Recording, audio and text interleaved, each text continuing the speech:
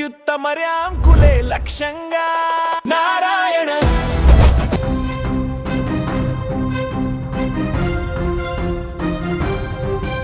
బెంగళూరులో ఒకే ఇంట్లో 2 హత్యలు.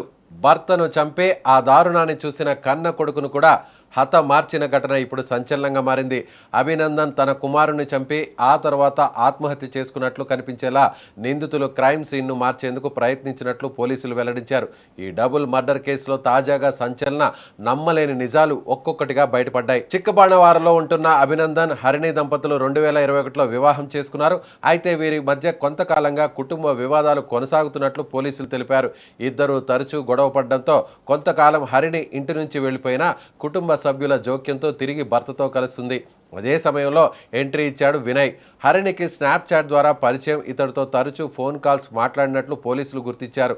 అయితే ఆమెకు తరచూ ఫోన్ కాల్స్ రావడంతో భర్తకు అనుమానం వచ్చింది. దీంతో అప్పటి నుంచి ఈ దంపతుల మధ్య వారు మొదలైంది. ఇక భార్య ఫోన్ కాల్స్ డేటా కోసం భర్త పోలీసులను కూడా ఆశ్రయించినట్లు పోలీసులు తెలిపారు. ఇక ప్రియుడితోనే ఉండేందుకు భార్య హరిణి డెసిషన్ తీసుకుంది.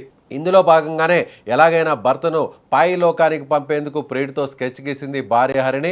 అయితే హత్యకు ముందు రోజు రాత్రి సుమారు 11 గంటలకు వినయ్ను ఇంటికి పిలిపించినట్లు పోలీసులు గుర్తించారు.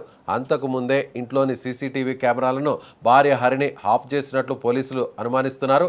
ఆ తర్వాత హరిణి, వినయ్ కలిసి అభినందనపై దాడి చేసి హత్య చేసినట్లు పోలీసులు చెబుతున్నారు. ఈ ఘటనను కుమారుడు యదువీర్ చూసి ఉండొచ్చని, విషయం బయటకు వస్తుందనే భయంతోనే బాలుని కూడా గొంతు నులిమి హత్య చేసినట్లు పోలీసులు తెలిపారు. అనంతరం అభినందన్ మృతదేహాన్ని యదువీర్ మృతదేహంపై ఉంచి తండ్రి కొడుకుని చంపి ఆ తర్వాత ఆత్మహత్య చేసుకున్నట్లు కనిపించేలా సీన్ క్రియేట్ చేయడానికి ప్రయత్నించినట్లు పోలీసులు భావిస్తున్నారు.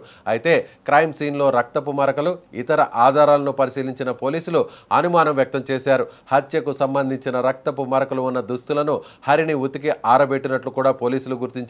ఆమెను దాదాపు 6 గంటల పాటు విచారించగా భర్త, కుమారుడి హత్యలకు సంబంధించి అంగీకరించినట్లు పోలీసులు చెబుతున్నారు. ఈ కేసులో మరో కీలక కోణం ఆస్తి.